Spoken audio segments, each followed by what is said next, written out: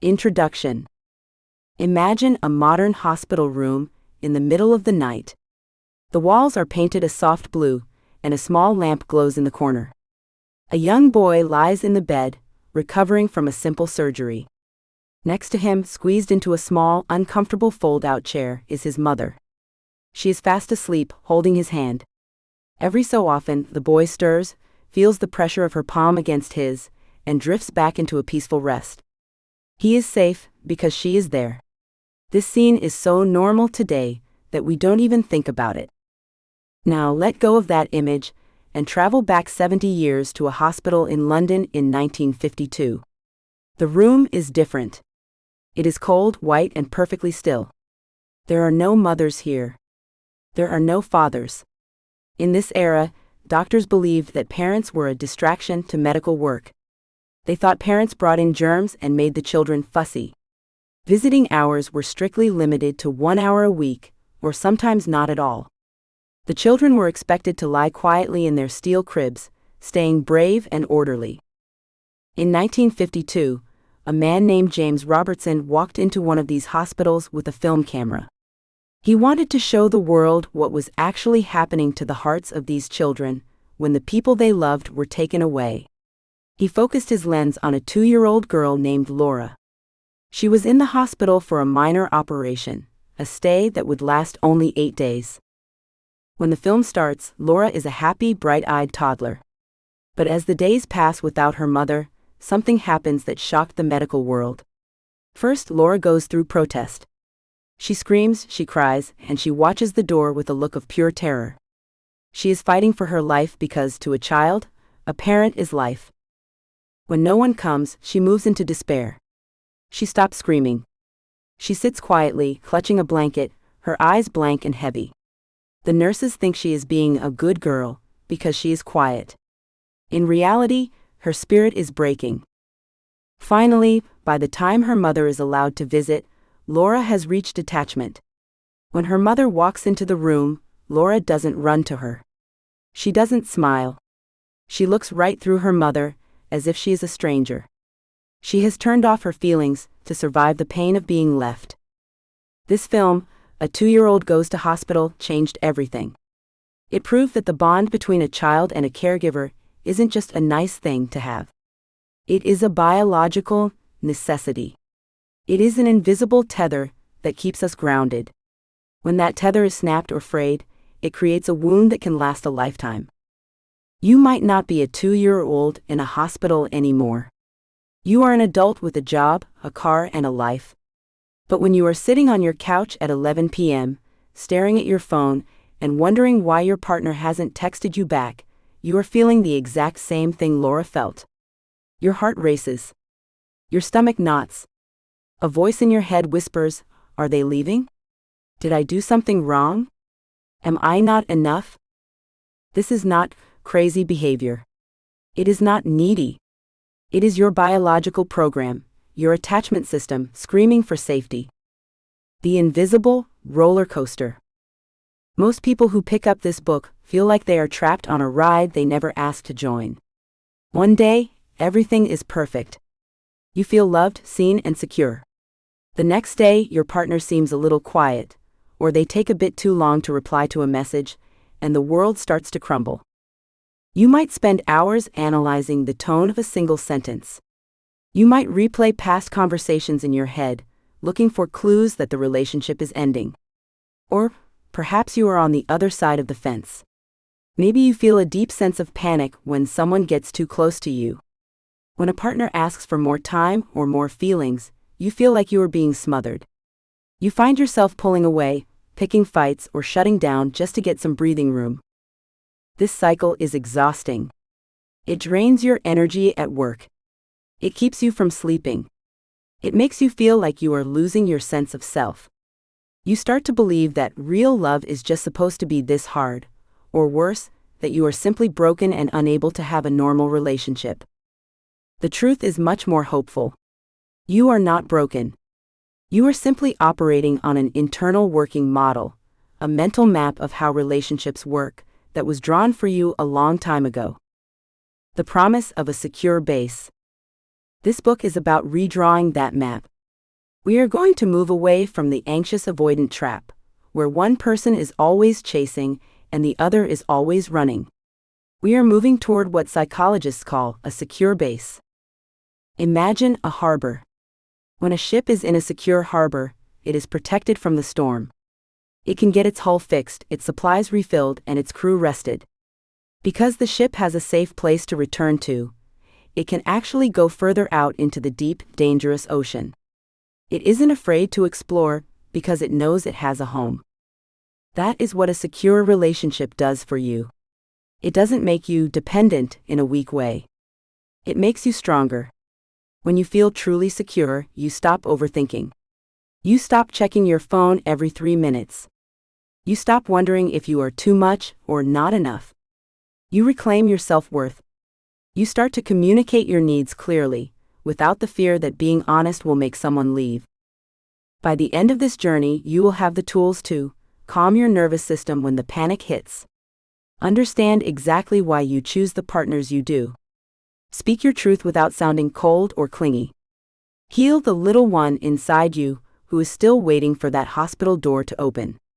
Build a partnership based on trust and respect rather than fear and control. This isn't just self-help talk. This is based on decades of hard science. We will look at the work of pioneers like John Bowlby and Mary Ainsworth, who spent their lives studying how we connect. We will see how social rejection actually shows up in the brain as physical pain. This is biology, and because it is biology, it can be retrained. Elena's story. To see how this looks in the real world, let's meet Elena Vance. Elena is 34 years old and lives in a beautiful minimalist apartment in Seattle. On paper, her life is a success. She's a senior marketing manager at a high-pressure tech firm. She is smart, fast on her feet, and respected by her team. But when the sun goes down and she leaves her glass-walled office, Elena feels like a different person. Right now, Elena is sitting in a trendy, dim-lit bar called The Green Bean. She is on a third date with a man named Mark. Mark is handsome, funny, and seems interested. But about 20 minutes ago, Mark mentioned that he is pretty busy with work and might not be able to hang out much next week. In that moment, a silent alarm went off inside Elena's chest. She didn't show it. She smiled and took a sip of her wine. But inside, her mind is racing. Busy? Does busy mean he's seeing someone else? Does it mean he's bored of me already? Maybe I talked too much about my job. Maybe I shouldn't have worn this dress. When the date ends and Mark gives her a polite hug, Elena goes home and stares at her phone. She waits for the "I had a great time" text. It doesn't come. 1 hour passes. 2. She finds herself opening his Instagram to see if he's active. She considers driving past his gym on her way to work tomorrow, just to see if his car is there. She feels a deep, burning shame for even thinking these things. She tells herself she's being crazy, but the anxiety is so loud she can't hear anything else. Elena's secret belief is simple. If I can just be perfect and anticipate their every need, they will never have a reason to leave me. She doesn't realize yet that this belief started when she was 5 years old, waiting for a father who was always at work, and a mother who only showed affection when Elena was quiet and helpful. Elena is living in the anxious, preoccupied style. She is tethered to a version of love that requires her to disappear to stay safe. Throughout this book, we are going to follow Elena. We will watch her as she learns to identify her protest behaviors. We will see her discover her inner child and eventually learn how to stand in her own power. Her journey is the journey this book offers you. Why you can trust this path. The attachment style solution isn't a collection of quick fixes or dating hacks. It is a deep dive into the human heart. It works because it addresses the root cause of your pain rather than just the symptoms. In the 1930s, a researcher named Renee Spitz studied babies in orphanages. These babies had food, clean clothes, and medical care. But they weren't being held. They weren't being played with. To the horror of the world, these babies began to wither away. Some even died. Spitz called it hospitalism. It proved that contact comfort, touch and emotional connection is as vital to a human as food and water. We are going to use this understanding of our basic needs to rebuild your confidence. We will use polyvagal theory to teach your body that it is safe. We will use nonviolent communication to help you speak to your partner in a way that gets you heard. We will also look at historical figures who walked this path before you. People like Eleanor Roosevelt, who grew up as a lonely, unloved child and navigated a difficult marriage to become one of the most secure and powerful women in history. If she could move from a place of deep insecurity to earned security, so can you. The roadmap ahead. We are going to take this step by step. First, we will explore the different attachment styles. You will learn to recognize the anxious heart that craves closeness but fears rejection, and the avoidant mind that treats intimacy like a cage. Next, we will look at the 5 pillars of a secure heart. You'll learn how to be responsive to your own needs, so you don't have to rely on a partner to fix your feelings. Then, we will do the deep work. We will go back to the day the tether frayed, the moments in your childhood where you learned that love was conditional or unreliable. We will meet your inner child and learn how to be the parent to yourself that you always needed. We will tackle codependency, the dance of shadows where 2 people try to control each other to feel safe. You'll learn the difference between enmeshment, losing yourself in another, and intimacy, sharing yourself with another. Finally, we will move into action. You will learn the 7 pillars of a regulated nervous system, practical ways to calm your heart rate and stop a panic attack before it starts. You will learn the OFNR method for speaking your heart without starting a fight. By the time you reach the final pages, you won't just know about attachment. You will be more secure. You will see your relationships not as a source of constant stress, but as a safe harbor where you can truly be yourself. The wall between you and the love you want is not permanent. Like the Berlin Wall, which once seemed like it would stand forever, these emotional walls can come down. When they do, you don't just walk across to the other side, you find a version of yourself that has been waiting to be seen for a long time. Let's begin. 1. Mastering the art of emotional regulation. The air in London during the early 1940s was thick with coal smoke and the constant low-level hum of dread. For the children living through the Blitz, life was a series of sudden descents into underground shelters while the world above rattled and shook. In one particular neighborhood, a young boy named Peter was separated from his mother during a frantic scramble for safety. For 3 hours as the sirens wailed, Peter sat alone in a dark corner of a crowded station. He didn't cry. He didn't scream. He simply stared at the floor, his small body frozen. When the all clear finally sounded and his mother found him, she expected him to leap into her arms. Instead, Peter pulled away. He looked at her as if she were a stranger. It was a narrow miss. A few more hours or a few more days, and that temporary wall Peter built might have become a permanent fortress. This tiny, quiet moment in a cold subway station contained a secret that would eventually change how every human on Earth understands love. At the time, doctors thought children just needed food and a clean bed.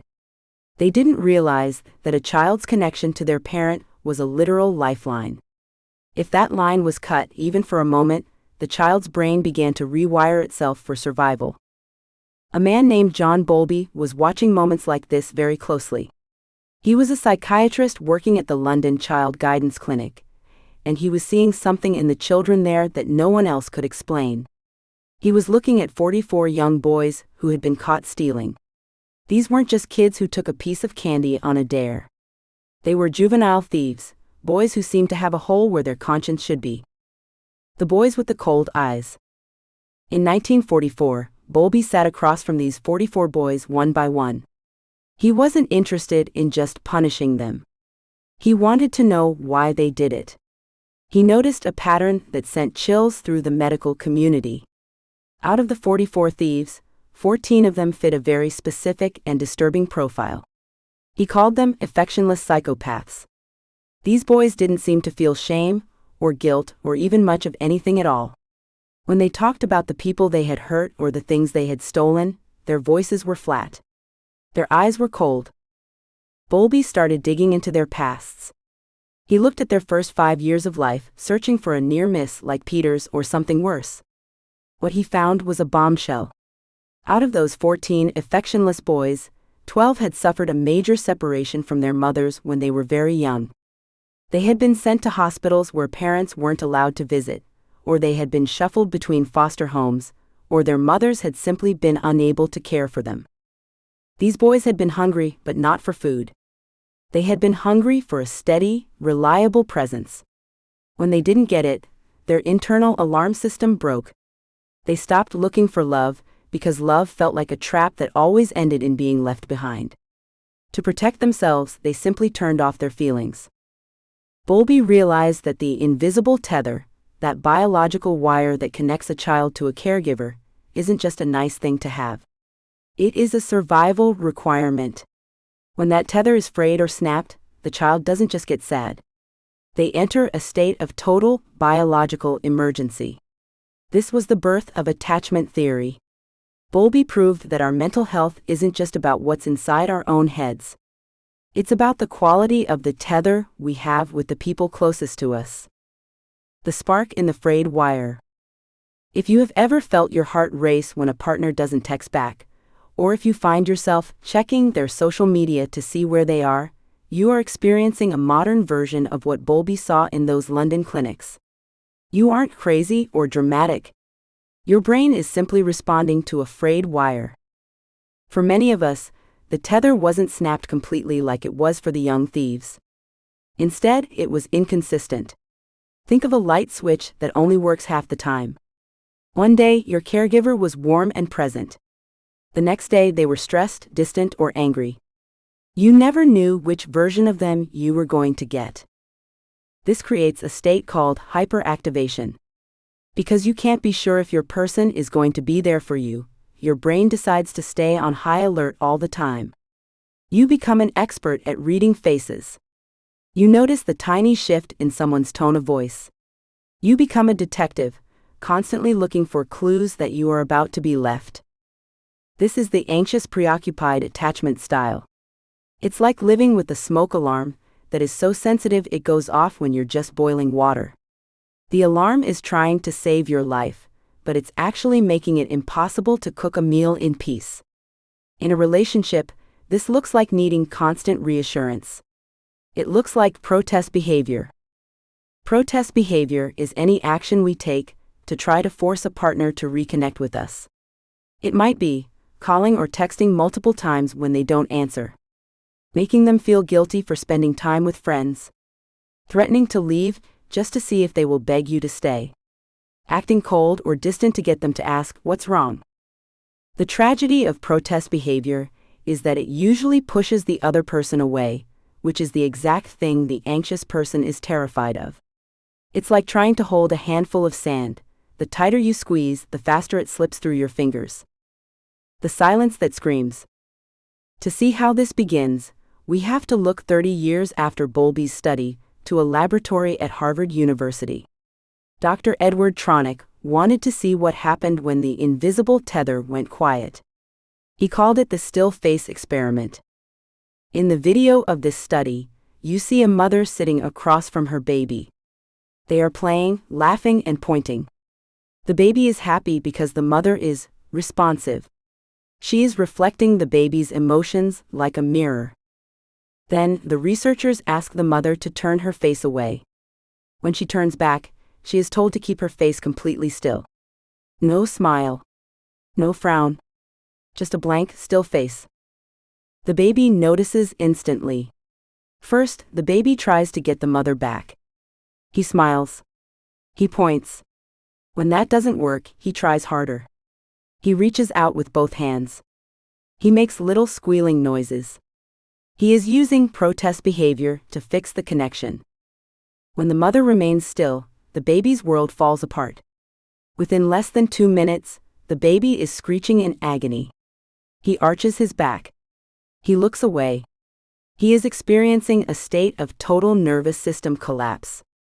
This is what happens to the human brain when the person we love becomes unavailable.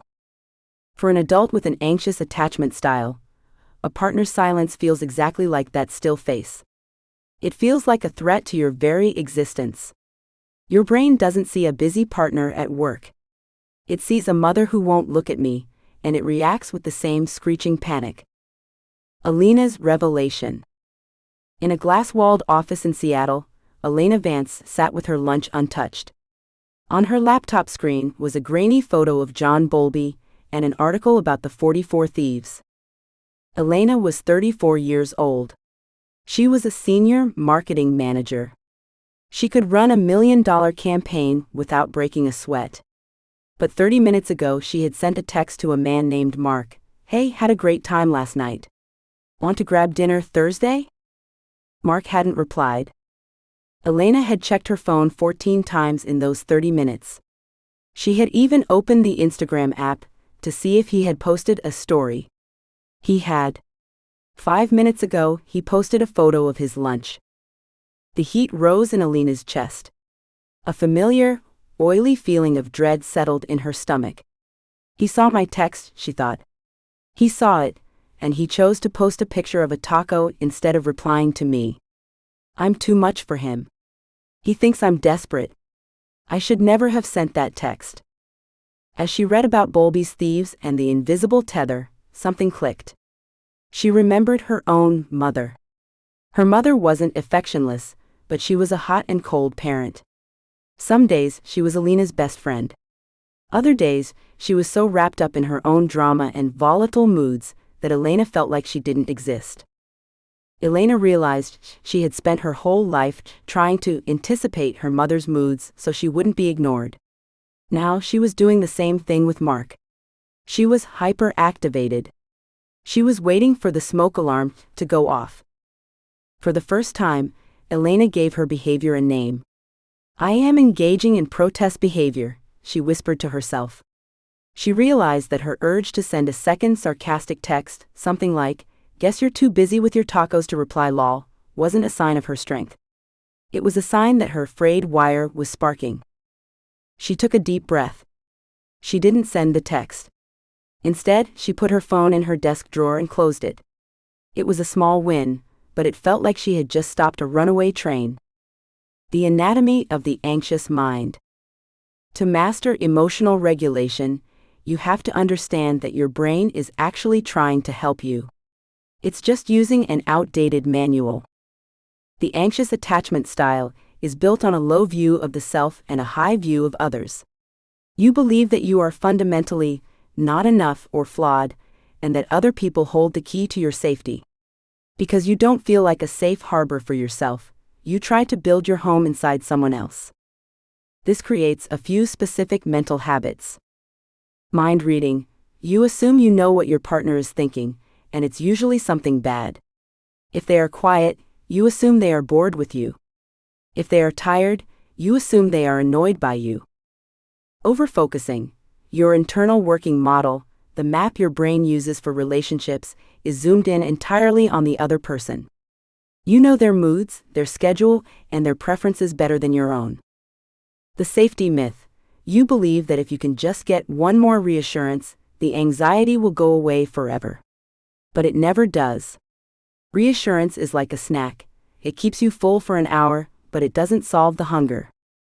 The path to security isn't about finding a partner who never triggers your anxiety. That person doesn't exist.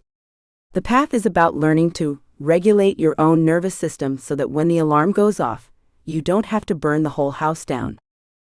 Turning down the alarm. Emotional regulation is the ability to feel a big emotion without being kidnapped by it. It's the difference between feeling a wave of panic and drowning in it. When Bowlby looked at those boys in London, he saw that they had no way to regulate. They had never been taught how to sit with a difficult feeling because they never had a secure base to return to. They either shut down or they exploded. If you identify with the anxious style, your first job is to become your own secure base. This starts with a concept called labeling. When Elena put her phone in the drawer, she was labeling. She said, I am feeling anxious. She didn't say, Mark is being a jerk. By labeling the feeling, she moved the action from the emotional center of her brain, the amygdala, to the logical center, the prefrontal cortex. This is like taking the remote control of your life back from a panicked toddler. Another tool is the 24-hour rule. When you feel the urge to engage in protest behavior, to send that angry text, to check on them, to pick a fight, you must wait. You tell yourself, I can send this text in 24 hours if I still feel this way. Usually, once the hyperactivation dies down, the need to protest disappears. The hope in the history. The most important thing Bowlby discovered wasn't that we are broken by our past. It was that our brains are plastic. He believed that while our internal working model is formed in childhood, it can be updated. You are not stuck with the frayed wire you were given. Just as Peter in the London subway could be brought back from the brink by a mother's hug, you can bring yourself back. Emotional regulation isn't about being perfectly calm all the time. It's about being resilient. It's about knowing that even if the tether feels thin, you are standing on solid ground. As Elena sat in her office, she felt the anxiety start to ebb. It didn't go away completely, but it was no longer the loudest thing in the room. She realized that Mark's taco post wasn't an attack on her. It was just a taco. And more importantly, she realized that even if Mark never texted back, she would still be Elena. She would still have her job, her friends, and her own life. She was beginning to repair the tether, not by pulling on Mark, but by strengthening her hold on herself. Elena's journey was just beginning. She had identified the problem, but she was about to discover that the anxious avoidant trap was much deeper than a single missed text. She was about to meet David, a man whose tether was frayed in the opposite direction, a man who ran from the very love she was trying so hard to catch. The story of the boys in London and the baby in the Harvard lab shows us that we are wired for connection. It is our greatest strength and our deepest vulnerability. But as we will see, understanding the why behind our panic is the first step toward a peace that doesn't depend on a reply notification. The invisible tether is still there. It's just time to stop using it as a leash and start using it as a bridge. Elena walked out of her office that evening and didn't check her phone until she got to the parking garage. There was a message from Mark. Sorry, crazy day. Thursday works. I know a great Italian place. A month ago, Elena would have felt a rush of high that matched her previous low. She would have texted back instantly with 3 heart emojis. Today she just smiled, put the phone in her purse, and started the car. She was learning to stay in the middle.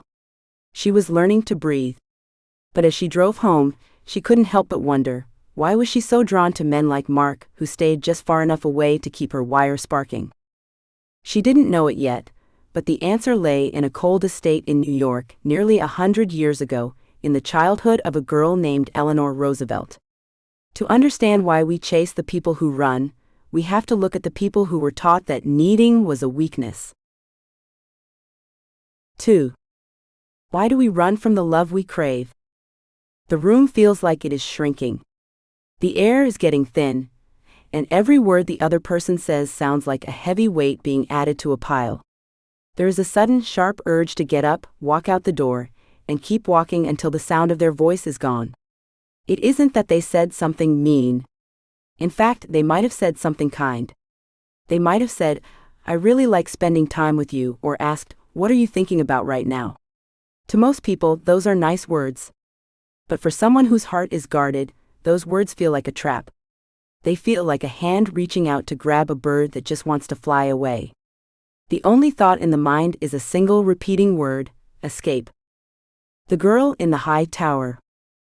In the late 1800s, a little girl named Eleanor lived in a world of velvet dresses and giant houses, but she felt like an outsider in her own home. Her mother, Anna, was one of the most beautiful women in New York. She was social, elegant, and very cold. She looked at her daughter, Eleanor, and saw a child who was plain and solemn. Anna even gave her daughter a nickname that stuck like a burr, Granny. She called her this because Eleanor was so serious and lacked the sparkle her mother valued. When Eleanor entered her